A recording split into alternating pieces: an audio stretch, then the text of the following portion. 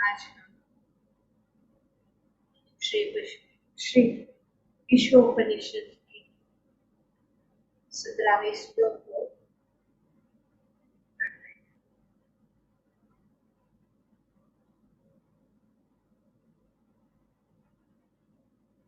तो यहाँ पे आगे प्रार्थना जारी है। जीव के द्वारा इस क्षणभंगु शरीर को भस्म हो जाने दे और प्राण वायु को वायु के पूर्ण कोश में विलय हो जाने दे। अब हे भगवान, मेरे समस्त यज्ञों का स्मरण करो, और चूंकि आप चरम भोक्ता है, अतएव मैंने जो आपके लिए जो कुछ किया है उसे स्मरण करें। तो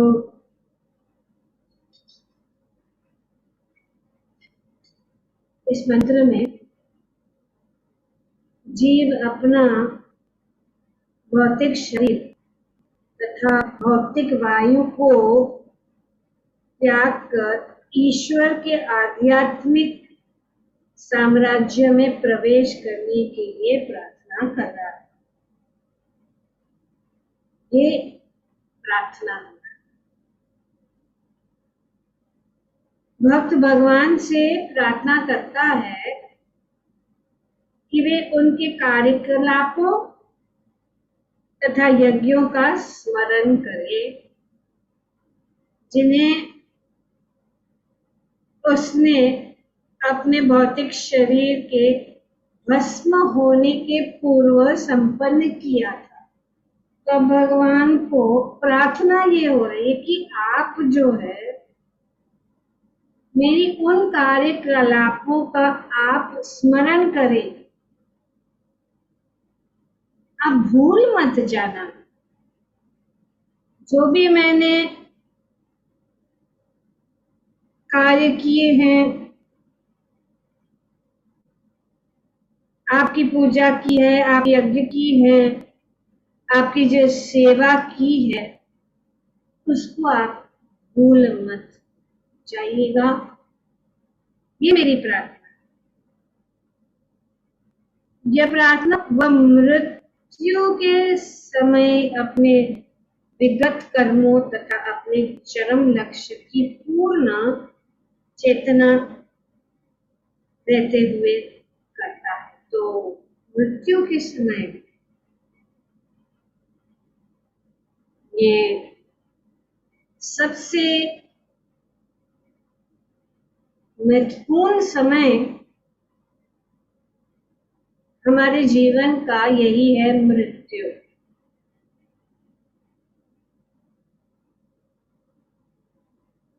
मृत्यु को पार कर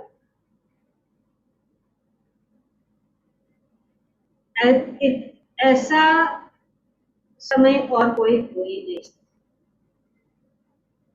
सबसे इम्पोर्टेंट समय ये शरीर का त्याग। तो ये शरीर वैसे भी भस्म होने वाला है, और इसीलिए वो यहाँ पे प्रार्थना की जा रही है कि ये भस्म होने से पहले जो कुछ भी मैंने कार्य किया है, ये भगवान आप भूलना नहीं।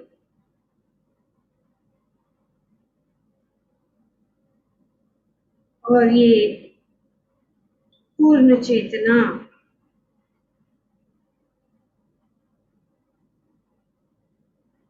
रहते हुए जीव करता है। जो व्यक्ति पूर्ण रूपेण भौतिक प्रकृति के वश में रहता है, वह अपने भौतिक शरीर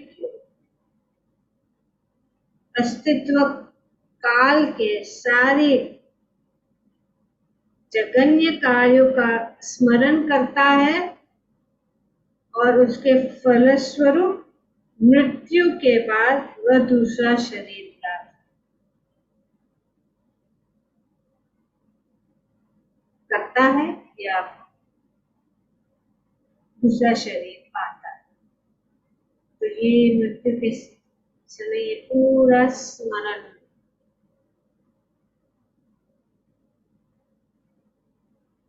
हमें आता है। जो कुछ भी, जैसे कि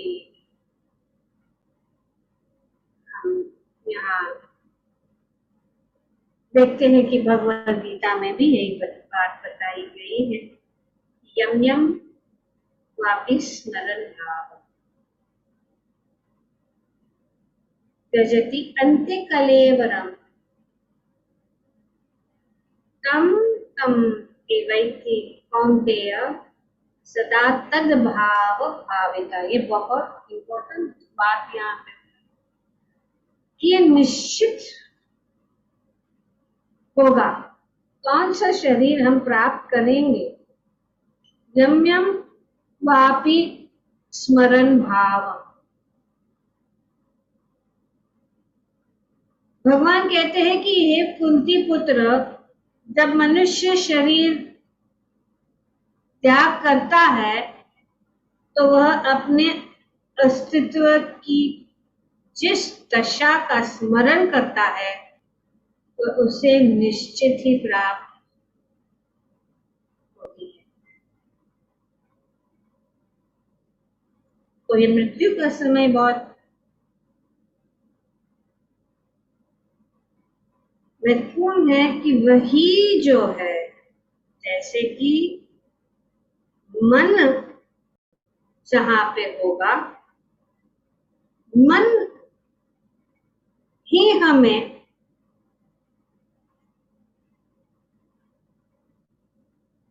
दूसरे शरीर में ले जाए। मन मरने वाले जीव की प्रवृत्तियों को अगले जीवन में ले जाता है।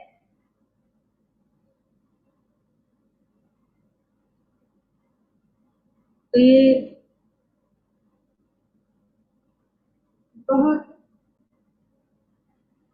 क्रूशियल मोमेंट, इसकी जैसे कि हम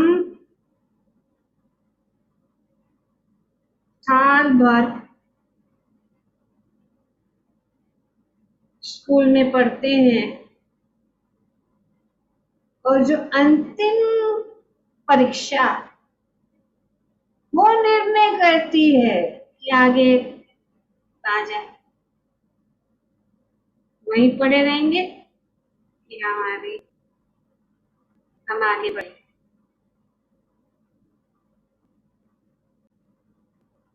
तो उस अंतिम क्षण है बहुत महत्वपूर्ण है। तो इसी प्रकार से हमारे जीवन जो है ये बहुत महत्वपूर्ण है कि हम कहाँ जाएंगे।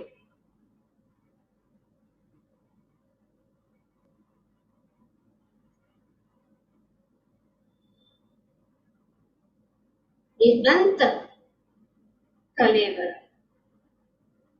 कोई भाव जो भी हमारी भावना होगी, जहाँ पे हमारा मन होगा, वहां पे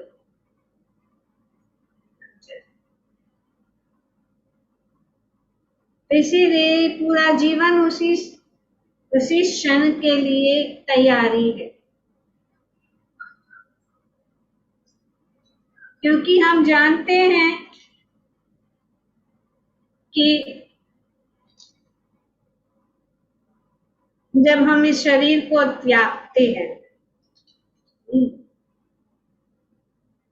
तो उसके साथ, जब हम शरीर को त्यागते हैं, ये स्थूल शरीर जो है यहीं पर रह जाता है और हमारे साथ क्या जाता है, सूक्ष्म शरीर, मन बुद्धि अहंकार चेतना।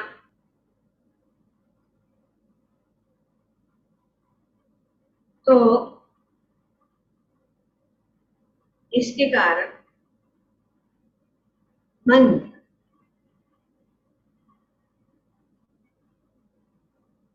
बहुत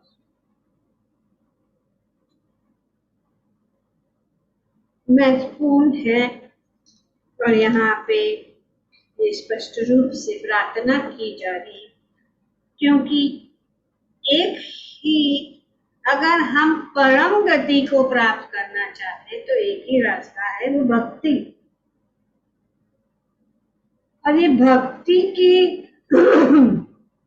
प्रक्रिया क्या है,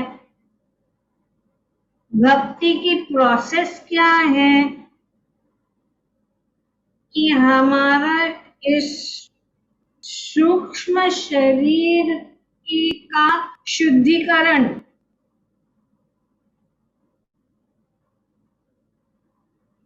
the process of bhakti is purification of the subtle body. भौतिक इच्छाओं से मुक्त होना,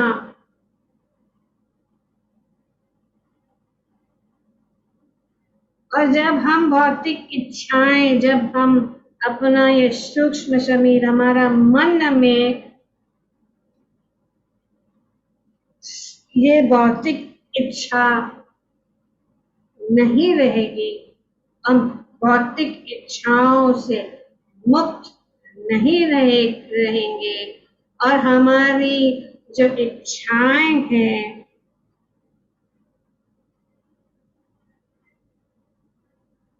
कि हम इस शरीर को उसके गंतव्य तक पहुंचाएं, भगवान पहुंचाएं, और जब हमें इस स्थूल शरीर के भोग से हम मुक्त हो जाएंगे, कि हम चाहते हैं कि इस शरीर, स्थूल शरीर का भोग करें, तब तक हम इससे बाहर नहीं निकल सकते।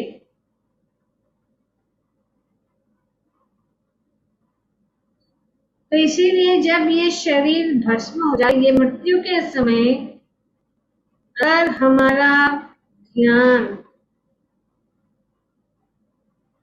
इस शरीर को के विषय में कुछ भी सोचना या कुछ भी इच्छाएं से इच्छा न रहना, तब उसको हम इस भौतिक शरीर से और सूक्ष्म शरीर से, शरीर को इस भौतिक शरीर से मुक्त। तो जब ये शरीर भस्म होता है या जब शरीर को त्यागते हैं, तो हमारा जो सूक्ष्म शरीर है उसकी भी कोई इच्छा नहीं है इस शरीर के संबंधित, वो पूर्ण शुद्ध हो जाता है और ये शुद्धिकरण के कारण वो दूसरे शरीर में नहीं जाता।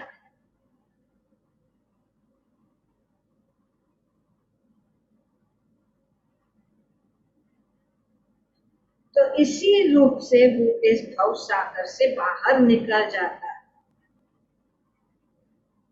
और ये भस्मांतम शरीर मतलब ये जो शरीर, मन, इंद्रियां और बुद्धि, अहंकार जो है वो सब जो है वायुर अग्नि, यहाँ पे वायुर,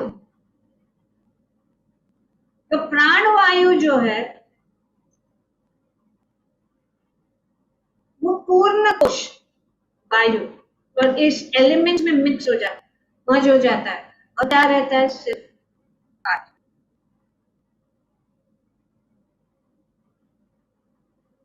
और इस प्रकार से आत्मा भौतिक जगत में चली।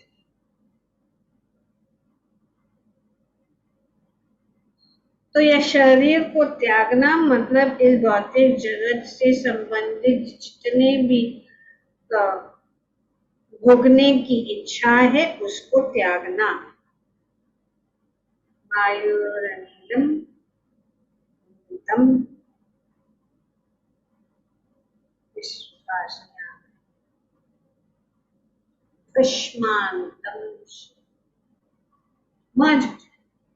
वायु,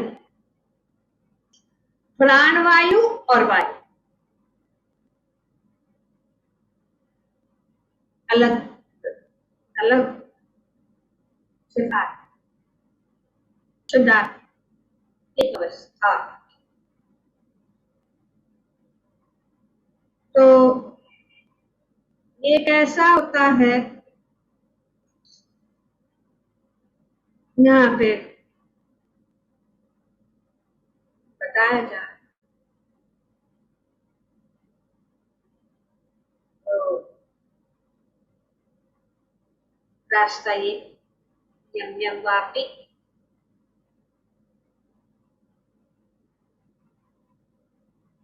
जैसे कि साधारण पशु है, उनका मन विकसित नहीं है, पर मनुष्य उनको सब याद रहता क्योंकि उनका मन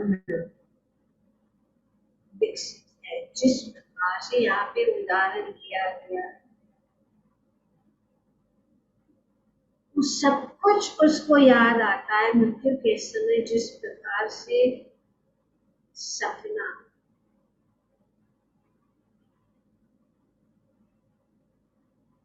सपने में हम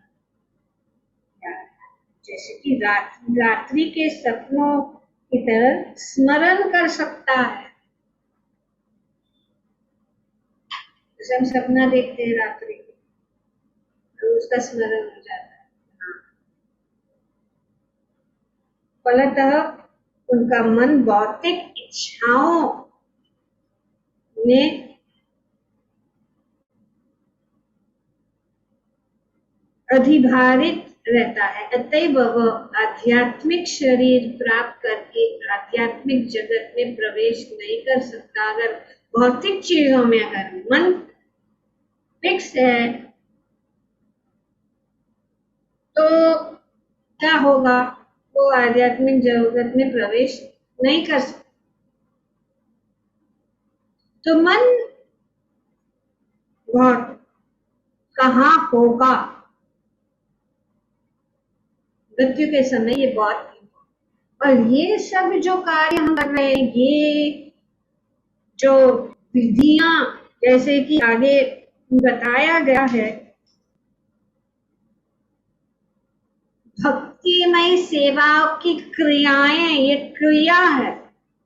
ये सब हम क्रिया कर रहे हैं, ऐसे टाइम पास नहीं हो रहा है। ये क्रियाएं हैं जिससे हम तैयार कर रहे हैं अपने आप को। तो इसीलिए अनिवार्य है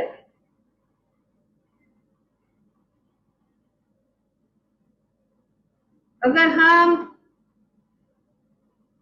इस भव सागर को पार करने के इच्छुक है,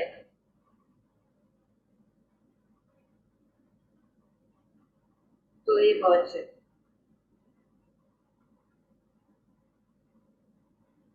तो भक्तगण भगवत भक्ति के अभ्यास से ईश्वर के प्रति प्रेम भाव विकसित कर लेते हैं। तो जितना भी हम कर सकते,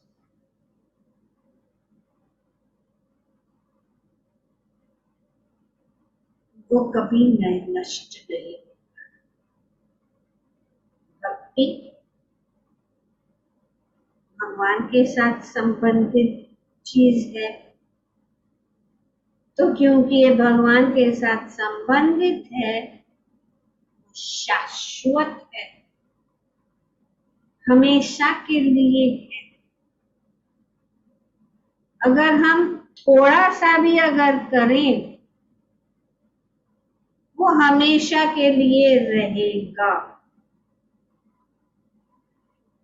तो जितना भी हमने भक्ति की है वो हमेशा के लिए हमारे साथ रहेगा। ये यहाँ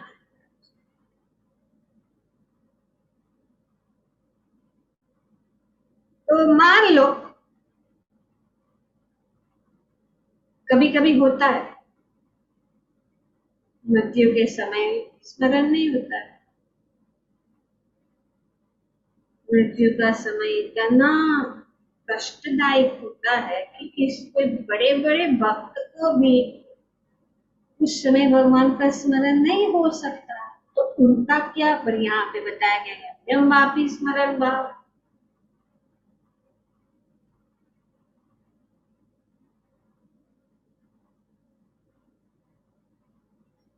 पर अगर हमने भक्ति की है पूरे जीवन में, अगर हमने भक्ति की है, यदि भक्त को अपनी मृत्यु के समय ईश्वर की सेवा का स्मरण नहीं भी हो पाता तो भी भगवान उसे नहीं भूलते। हम भूल जाएंगे भगवान का नाम लेना, हम भूल जाएंगे हमारी या सेवा। नॉट टू वरी, हम भले भूल जाए लेकिन भगवान नहीं भूलेंगे।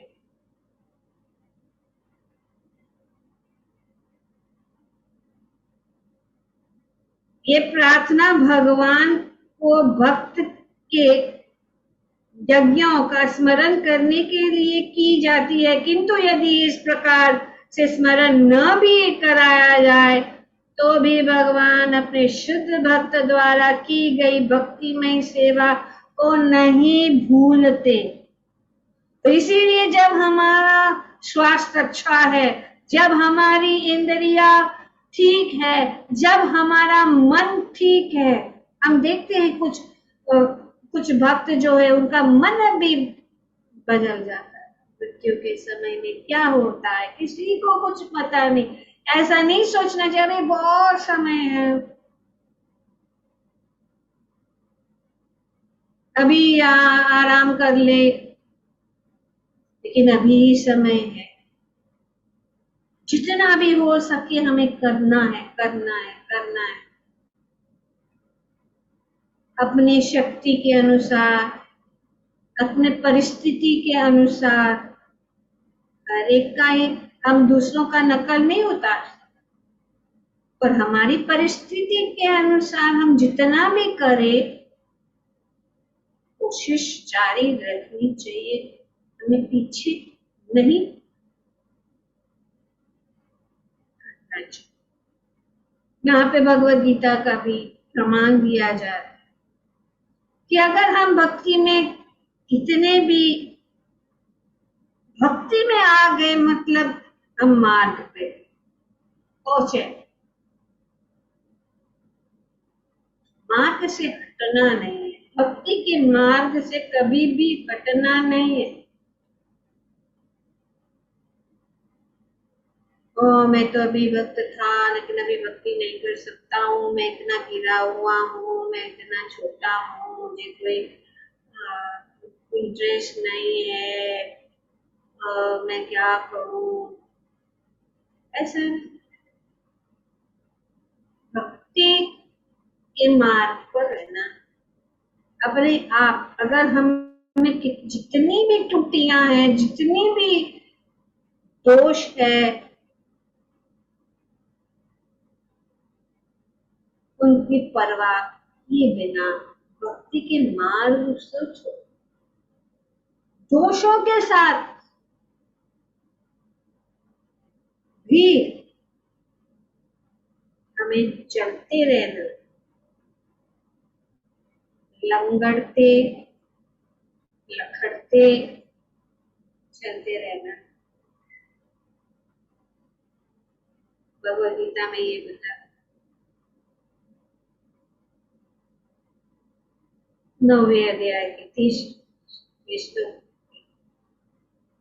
बताया गया। मैं अपने भक्तों के साथ अपने घनिष्ठ संबंध का स्पष्ट वर्णन किया गया। यदि कोई अत्यधिक घृणित कर्म भी करे, किंतु यदि वह भक्तिमय सेवा में प्रवृत्त रहे, तो भी उसे साधु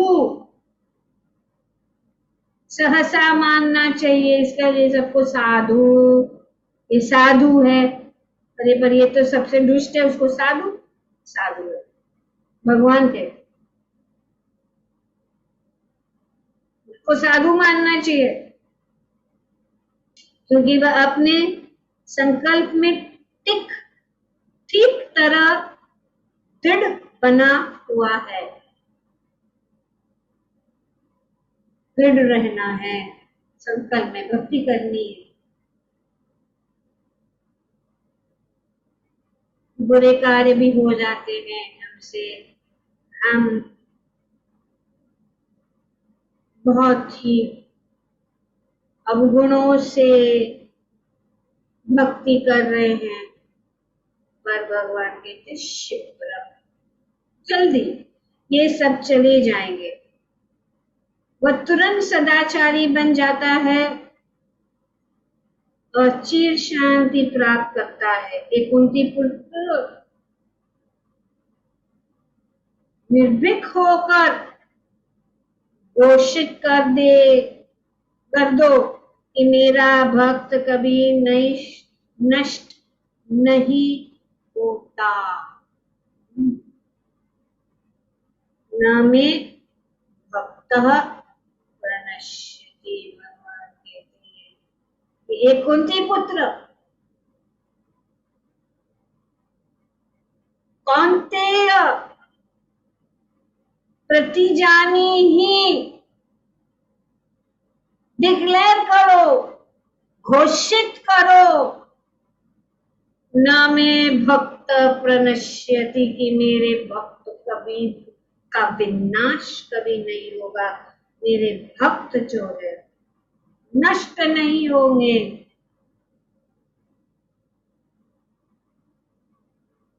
के पास जो मेरी शरण में आता है, चाहे वो निम्न जन्म, स्त्री, वैश्य तथा शूद्र क्यों न हो, वे परम गंतव्य को प्राप्त कर सकते हैं। फिर पुण्यात्मा ब्राह्मणों, भक्तों तथा राज ऋषियों के विषय में क्या कहना। जो परम भक्त है, ऋषि है, परम ब्राह्मण है, उनका तो निश्चित विदाउट अ डाउट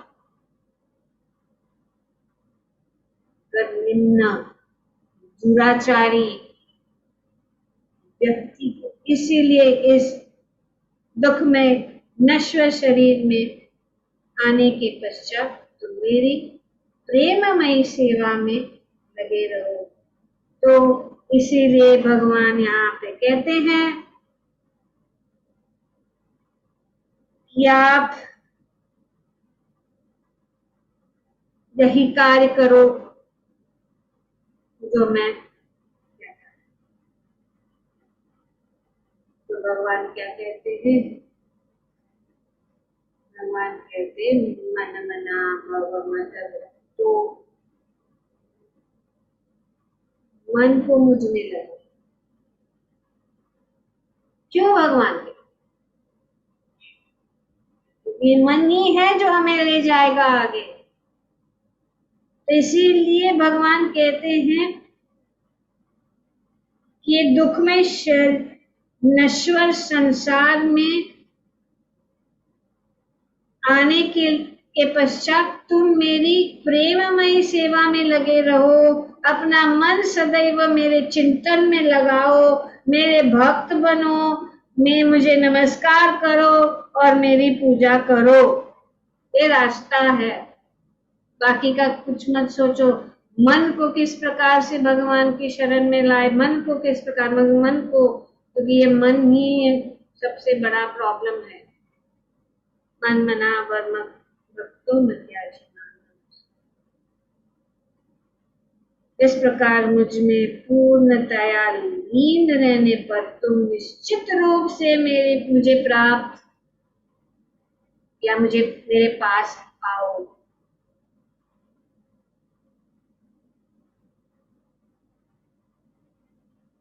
तो इसीलिए भक्ति विनोद ठाकुर यहाँ पे बताते हैं कि मनुष्य को कृष्ण के भक्तों को संतों के सही मार्ग पर स्थित समझना चाहिए, चाहे वो कितना भी दुराचार, कितना भी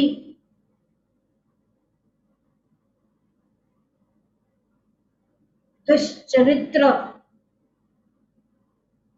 उसका चरित्र ठीक नहीं है, तो कभी कभी ये लोग बोलते ये भक्त लोग तो ऐसे ही हैं।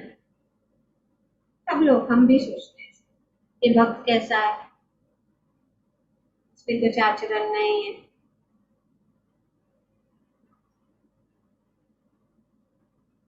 दुष्चरित्र है, लेकिन भगवान कहते हैं नहीं, वो साधु मानना। तो हम कौन होते हैं उनकी निंदा करना, किसी की निंदा करने के लिए? सुदुराचार है ये, तो हमें ये सुदुराचार शब्द क्या है उसको समझना बहुत जरूरी है। भक्ति विनोद ठाकुर यहाँ पे मनुष्य को चाहिए कि उसे समझना सुदुराचार क्या। बद्ध जीव को दो प्रकार के कार्य करने होते हैं। बद्ध जीव को दो प्रकार के कार्य करने होते हैं, एक तो शरीर के पालन के लिए तथा दूसरे आत्म साक्षात्कार के लिए। सबको करना है, चाहे भक्त हो या कोई भी है, अपने शरीर के पालन के लिए कार्य करना पड़ता है, और दूसरा है आत्म साक्षात्कार के लिए कार्य करना पड़ता है। दो प्रकार के कार्य होते हैं, शरीर के पालन के लिए तथा आत्म साक्षात्कार। सामाजिक पद, मानसिक विकास, स्वच्छता, तपस्या, भोजन पोषण तथा जीवन संघर्ष, ये सब शरीर के पालन के लिए है। ये शरीर के पालन के लिए है तो इसको करना ही है।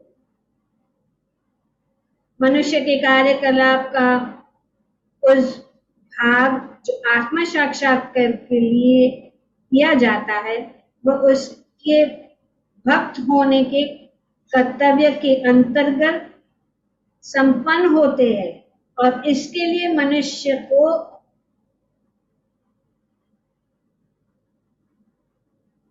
तस्य भी कार्य भी करने होते हैं। तो यहाँ पे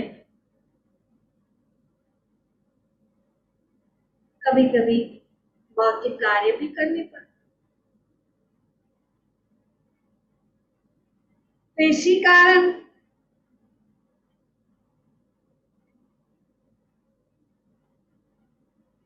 प्रत्येक व्यक्ति को ये दो विभिन्न कार्य साथ साथ संपन्न करने होते हैं, क्योंकि बद्ध जीव अपने शरीर का पालन नहीं त्याग सकता। शरीर का पालन तो करना ही पड़ेगा, लेकिन ज्यों-ज्यों भक्ति में वृद्धि होती है त्यों-त्यों शरीर पालन के लिए कई किए जाने वाले कार्य घटने लगते हैं। तो धीरे धीरे, ओवरनाइट तो नहीं होगा, सोचे भक्ति में आया अभी सब त्याग दिया, नहीं, धीरे धीरे। पंखा चलता है, पंखा का स्विच बंद करेंगे तुरंत थोड़ी करके स्टॉप हो जाएगा, चलता रहेगा चलता रहेगा।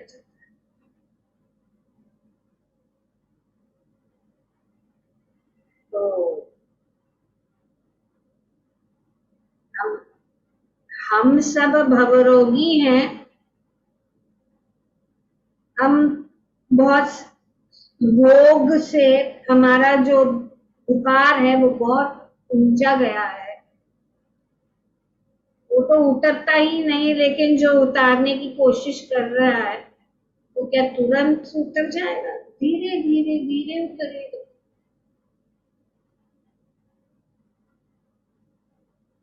जैसे मंदिर एक हॉस्पिटल है,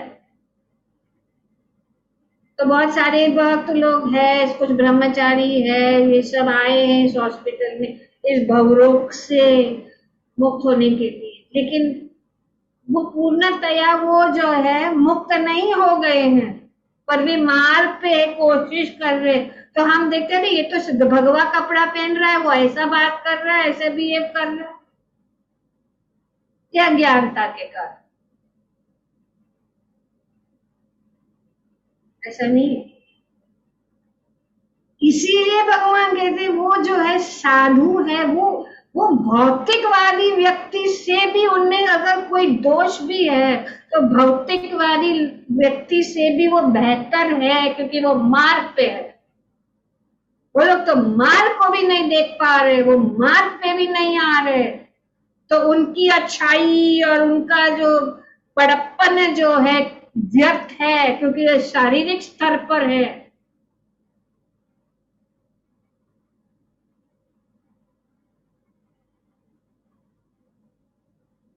तो यहाँ पे भक्ति विनोद ठाकुर धीरे धीरे, तो अगर हमारी भक्ति के अगर एक पॉइंट पे नहीं आए,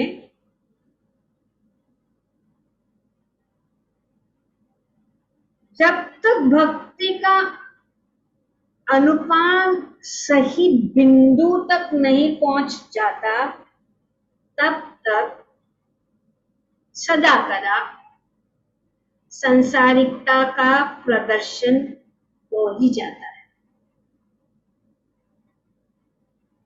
As long as the proportion of devotional service does not come to the right point, there is a chance of an occasional exhibition of worldliness.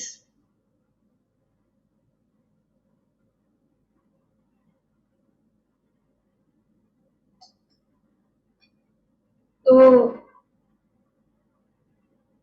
लेकिन इस बात को ध्यान में रखना चाहिए कि ऐसी सांसारिकता अधिक काल तक नहीं चल पाती, क्योंकि भगवत कृपा से ऐसे अपूर्णताएं शीघ्र ही समाप्त हो जाती है। तो भक्ति में रहना, और हमें भी एक दूसरों को टॉलरेट करना चाहिए। ये शिक्षण है कि हमें एक दूसरों को टॉलरेट करना चाहिए, क्योंकि हम नहीं टॉलरेट करेंगे तो वो भक्ति से चले जाएंगे।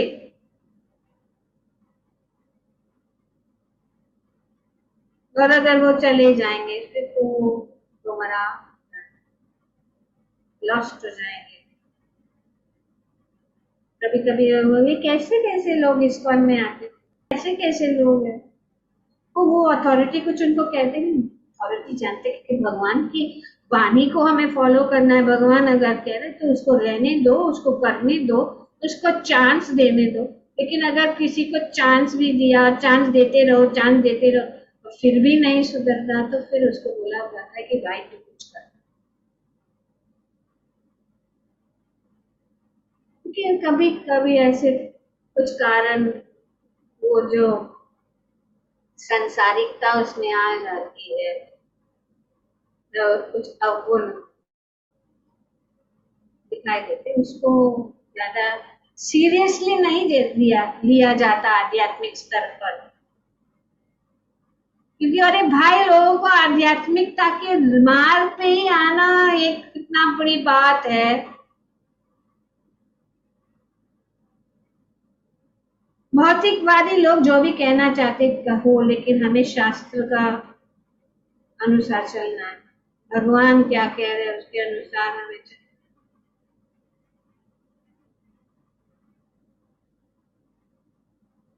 तो लेकिन इस बात में ध्यान में रखना चाहिए कि ऐसी संसारिकता अधिक काल तक नहीं चल पाती, क्योंकि भगवत कृपा से ऐसी अपूर्णताएं शीघ्र ही समाप्त हो जाती है। अतः भक्तिमय सेवा का मार्ग ही एकमात्र सही मार्ग है। और कौन सा मार्ग है? भौतिक मार्ग में जाओगे, किसी और मार्ग में जाओगे?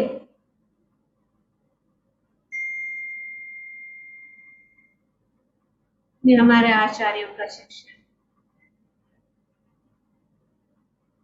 यदि मनुष्य सही मार्ग पर रहे तो यदा कदा सांसारिकता के आ जाने पर भी आत्म साक्षात्कार की प्रगति में रुकावट नहीं आती। If one is on the right path, even an occasional occurrence of worldliness does not hamper one in advancement of self-realization.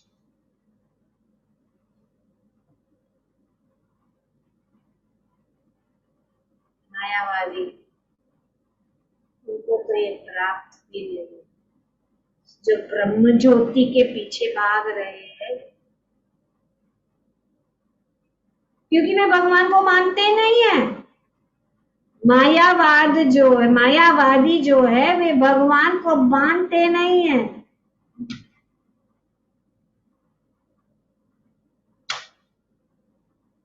तो इसीलिए उनका बात छोड़ो, अपना बात देखो। अपना बात ये है कि भक्ति में सेवा की क्रियाओं को हम करें। जो यहाँ पे 9 प्रकार की नवधा भक्ति की जो क्रियाएं हैं बताई गई है, श्रवणम, कीर्तनम, विष्णु स्मरणम, पाद सेवनम, अर्चनम, वंदनम, दास्यम, साख्यम, आत्मनिवेदनम, भगवान के विषय में श्रवण, भगवान का गुण गान करना, कीर्तन, भगवान का स्मरण करना, भगवान के चरण कमलों की सेवा करना, पाद सेवनम, भगवान की अर्चना करना, भगवान की प्रार्थना करना, भगवान की सेवा करना, भगवान के साथ साख्य भाव का आनंद लेना, भगवान के को सर्वस्व समर्पण करना, आत्मनिवेदनम, भक्ति के ये 9 सिद्धांत चाहे एक एक करके लिए जाएं या सभी इकट्ठे लिए जाए, भक्ति को ईश्वर के नित्य संपर्क में बने रहने में सहायक बनते हैं। तो चाहे एक भी अंग श्रवण, कुछ नहीं करना है, सुनो,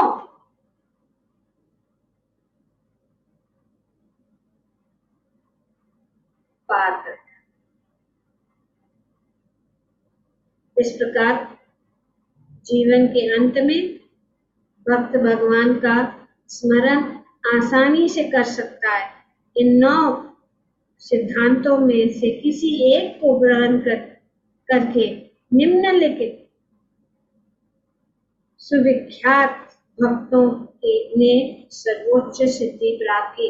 तो सर्वोच्च सिद्धि यहाँ पे उदाहरण भी दिया है कि अगर कोई एक भी कर सकता है, तो महाराज परीक्षित ने श्रवण, श्रीमद् भागवतम का श्रवण से उनको वांछित फल मिला। श्रीमद् भागवतम के वक्ता सुखदेव गोस्वामी ने भगवान के गुणगान या कीर्तन के प्रतीक है। अक्रूर जी प्रार्थना, प्रहलाद महाराज स्मरण,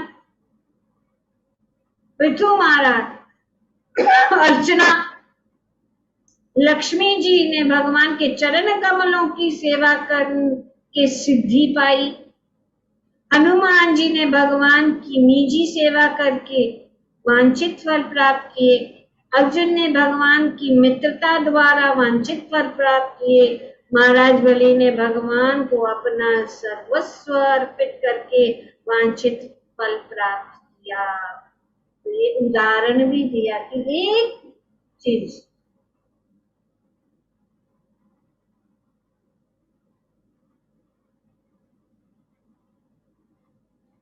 तो भक्त का मूल सिद्धांत इन सबों में से क्या है? श्रवण और कीर्तन। क्योंकि श्रवण जब हम सुनते हैं तो इच्छा होती है बोलने, इच्छा होती है कीर्तन की, और जब श्रवण और कीर्तन होता है तो स्मरण हो जाता है। वन शॉट श्रवण से, श्रवण कीर्तन स्मरण, फिर सेवा करने की इच्छा। एवरीथिंग स्टार्ट्स विद श्रवण, इसीलिए श्रवण पहला। तो श्रवण,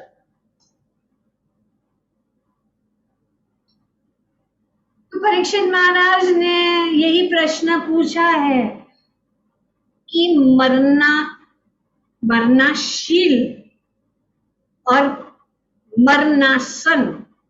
मरनाशील मतलब हम सब मरनाशील है ना, हम सब क्या है? मरनाशील है। और मरण आसन मतलब मरण के आसन, जो मरने वाला है वो आसन पे बैठ गया मरने। तो मरनासन व्यक्ति को क्या करना चाहिए? उनका कर्तव्य क्या होना चाहिए उस समय जो मरनासन पे पड़ा हुआ है?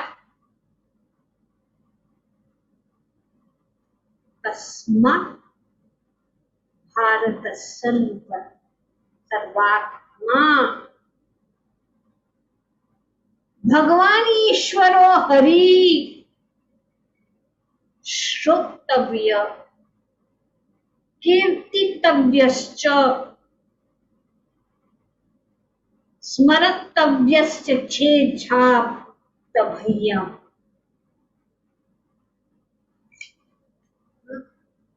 सर्वत्र, ऐसा नहीं कि यहाँ पे सर्वात्मा जो समस्त चिंताओं से मुक्त होने का इच्छुक है, ऐसे प्रत्येक व्यक्ति को चाहिए कि वह पूर्ण पुरुषोत्तम भगवान के विषय में सुने, उनका गुणगान करे और उनका स्मरण करे, क्योंकि भगवान सभी वस्तुओं के परम निर्देशक, समस्त कष्टों को हरने वाले तथा समस्त जीवों के परमात्मा है।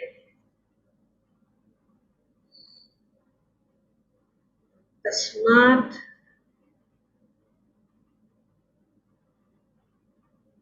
भारत सर्वात्मा भगवान है, सर्वात्मा भगवान हरि ही।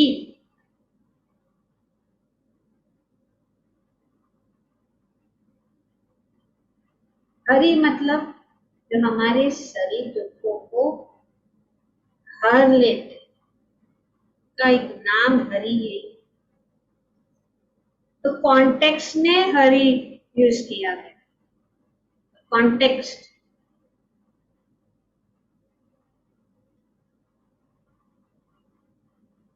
तो यही बात है, तो उनका ही श्रवण करना चाहिए, उनका ही कीर्तन करना चाहिए, उनका ही स्मरण करना चाहिए।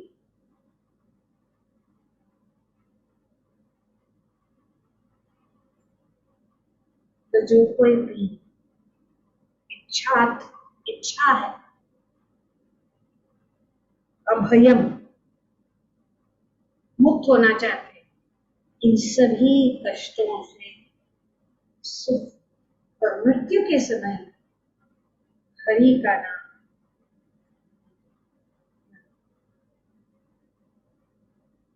तो इसीलिए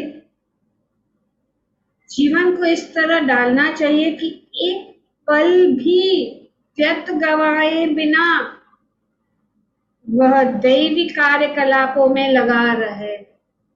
नो टाइम टू वेस्ट। तो हमारे जीवन को ऐसे सुबह से शाम तक हमें ऐसे ही सोचना चाहिए कि हमारे जीवन में हम क्या क्या कर रहे हैं, कितना समय हम दैविक कार्यकलापों में दे रहे हैं, कितना का समय हम भौतिक कार्य में दे रहे हैं। और भौतिक कार्य भी जरूरी है, आध्यात्मिक भी जरूरी है, लेकिन धीरे धीरे हमें कम करना है। इसीलिए वर्णाश्रम धर्म है।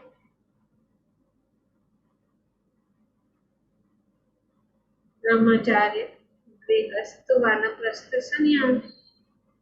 लेकिन हम हमेशा गृहस्थ में ही बैठे हैं, तो कैसे होगा? बच्चे बड़े हो गए, फिर भी उनकी चिंता। ये तो बड़ा लंबा स्टोरी है, आप लोग सब इस स्टोरी को जानते हैं, उसमें बताने की कोई जरूरत नहीं। तो श्री ईशोपनिषद हमें ऐसे दैवी कार्यकलापों की ओर निर्देशित करता है। यदि कोई भक्ति का अभ्यास नहीं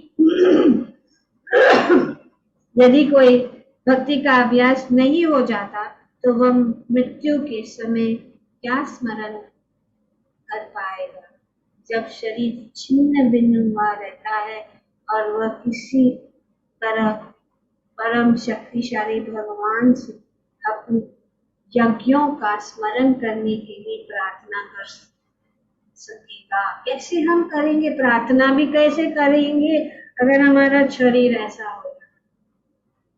यज्ञ का अर्थ इंद्रियों को उनके स्वार्थ से रोकना, मनुष्य को अपने जीवन काल में दौरान इंद्रियों को भगवान की सेवा में लगाकर इस कला को सीखना चाहिए। मनुष्य मृत्यु के समय ऐसे अभ्यास के फलों का उपयोग कर सकता है। श्री ईशोपनिषद की जय।